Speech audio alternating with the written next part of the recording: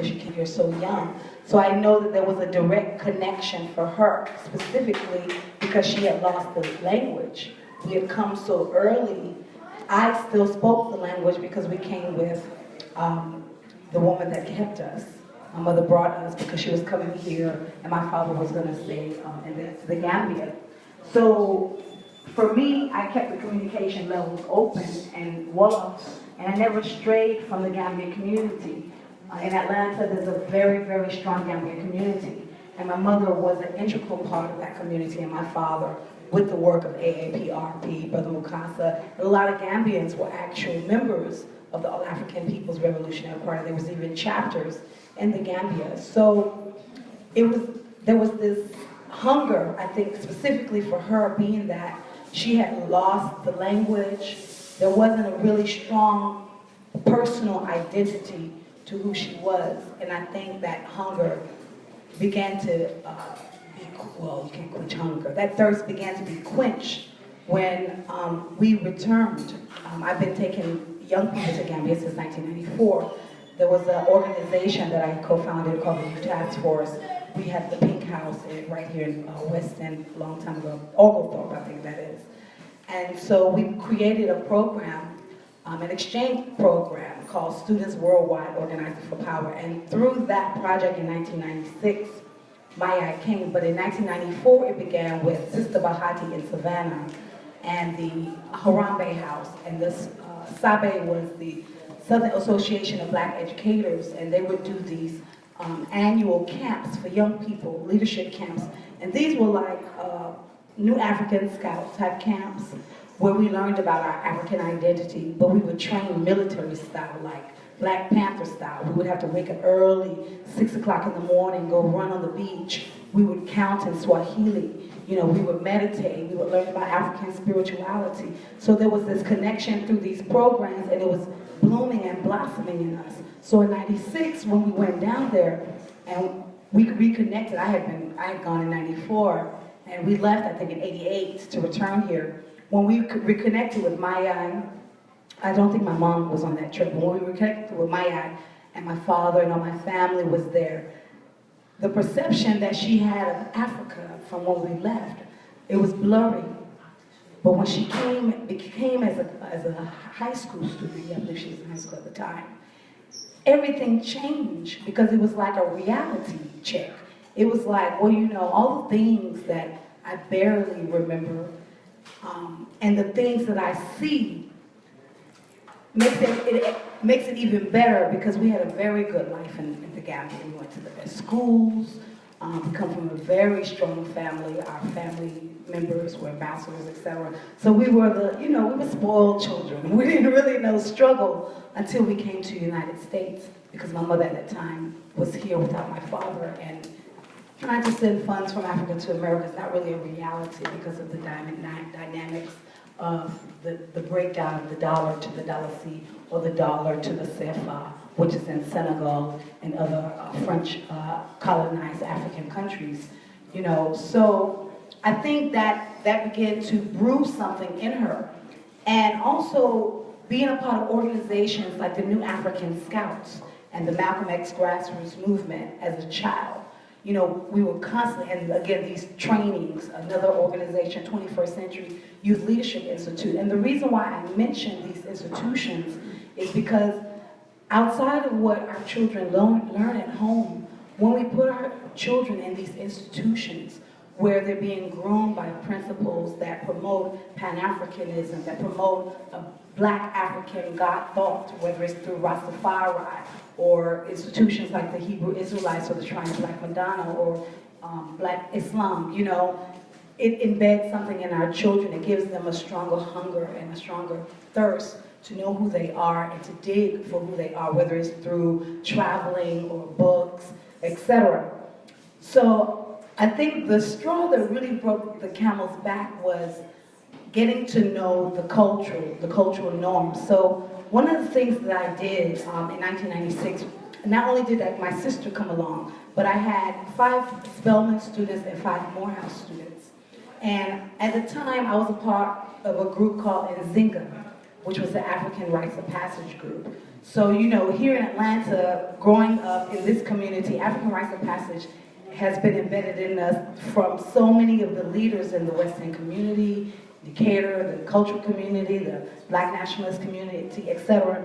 So I asked my father, I said, can you organize for us to participate in an African rites of passage? Well, he said to me, you know, most of the rites of passage have some type of circumcision involved in it. I said, well, you know, we're going to X that part completely. And in my culture, that wasn't included, but that was a part of the discussion. Because sometimes you have circumcision, sometimes you have the tribal markings, etc. I said, well, you know, these groups are youth, and I don't want nobody's parents having issues. So the good thing about it is we went into a village. It was a Jola village. It was called Kusamai. And it was about maybe 40, 50 minutes from the from the city limits, or I would say the more metropolitan area of the city. And we stayed in there 5 nights and 4 days. We actually slept in that village.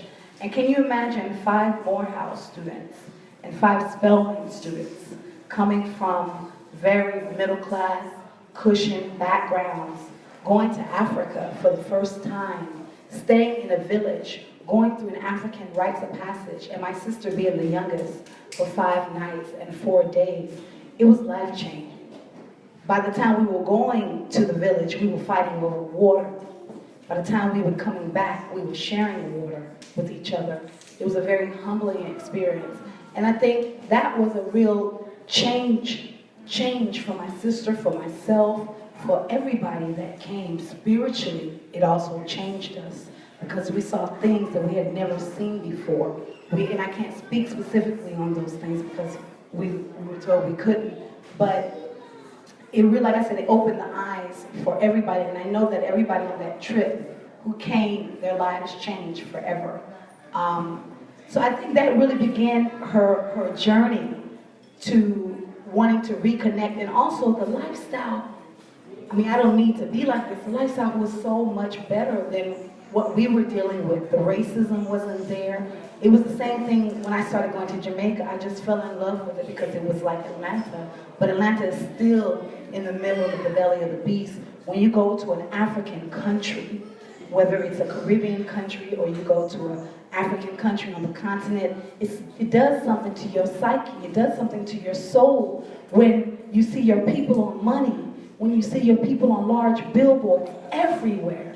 You understand? When your people are the majority, there's a certain amount of love, there's a certain amount of connection. It's just dynamic, and it's infectious. It's like once it begins, it's like you can never get away from it. It's like your body and your soul yearns for it all the time. It's like when you're not amongst that energy or within that element, you're not amongst the people that love you, or you're not with the right folks.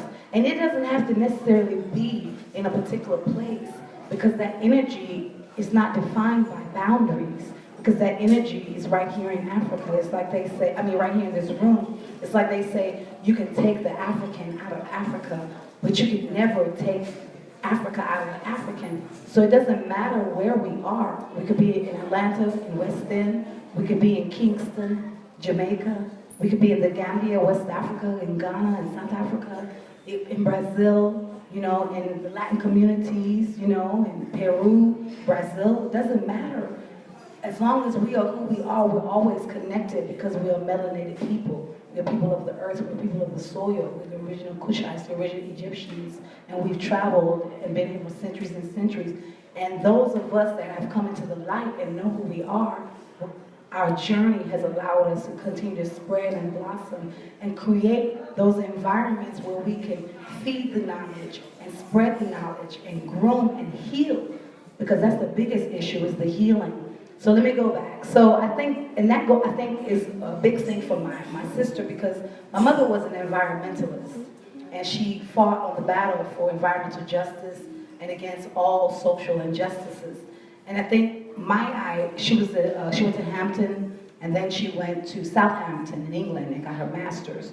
Her degrees are in environmental science and marine biology. So when she went to Africa, specifically the Gambia, and she saw there was a need for her, and the things that she was doing when it comes to even just, I'm not a science person, so I'm going to be working around this. But I mean, there's a lot of erosion going on when you talk about the sand, and the Banjul is a small island. You know, they say in 50 years, Banjul is going to be covered with water. What is our plan for the next 50 years for Banjul and other parts of the Gambia that connect to Banjul, that connect to Kombo, whether it's Serekunda, or whether it's Brikama, or whether it's Yundum, or whether it's Cape Point, or whether it's Fajara, you know, or whether it's Kirserin, you know, or Tangi, or any of these areas. You know, how are these things going to affect the environment? How is the cars using diesel? How is that affecting the air that we breathe? You know, so I think she began to see a lot of the things. And then also I think one of the things when you think about Marcus Garvey, he says that Africa waits its creators. There are many territories in Africa that are very virgin territories. So you may be sitting out here in the West and you have all these skills and you have all these degrees, but you can't find a job. You understand? So in places like the Caribbean or Africa or, you know, other third world countries, there are sisters and brothers that are needed who have skills, who have talents, who can build, who can heal, who are doctors, who are nurses, you know, musicians, you know, people who are into cooperative economics and building business and wealth in the black community. You know, those of us that have certain skills will need it. So if you feel like you're in a specific community or neighborhood and you don't feel like your fullest potential is being used, I say to look at Africa, look at the Gambia, look at the Senegal, look at Ghana. You know, find the things that you're talented and gifted in, and find the areas that need you, because people need you, especially right now with Gambia. We just have a new president, it's a new government. You know, it's a lot of, when I say virgin territory, whether it's real estate, whether it's economics, whether it's, you know, hospitals and medical, you know, the medical segment. You know, there's so many areas, even if it's entertainment, if you're interested in entertainment and tourism, you know, there's so many things that can be done. Whether you sell crafts, if you're into holistic healing, there's so many people that because of the white bread, we eat so much white bread, we've lost who we are, we've lost our connection to ourselves, as, you know, and even as a Gambian, because I'm a Gambian, of course. Gambian, I call myself a Gambian from Alabama and Gambia, right? Well, shoot, the type of words can be Caucasian. But, you know, but one of the interesting things for myself, like Gambia, we have a lot of our culture, a lot of our roots in culture, our traditional norms, etc. But some of the things we've lost because of colonialism too. You know, or if you're not specifically coming from a certain family, you know, you won't know certain things. My family is specifically into jewelry making, with education and those types of things. So, you know, we may not be specifically into the holistic health and certain healing and plants and animals, even though my father is an agronomist. That might be his interest, but as a family, that's not what we do. So for me, even going and living abroad in Jamaica, you know, kola nut in my community is the fragment of our society. It's everything that we do, whether it's a wedding, whether it's a funeral, whether it's a party, whether it's just respect, it's just a rule, some elders or friends coming together. Kola nut is a very big part of our society. It wasn't until I went to Jamaica and I heard it in the form of busy that I knew that it was also a medicine.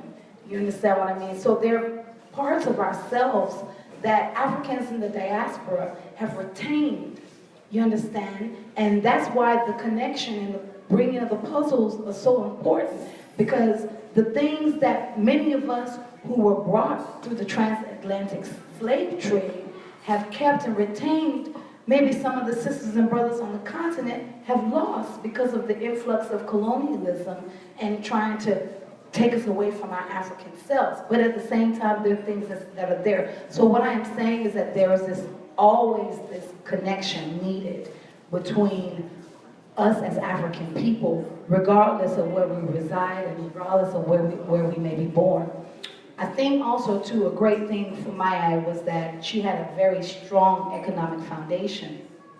She married into a family of a very humble but very wealthy family.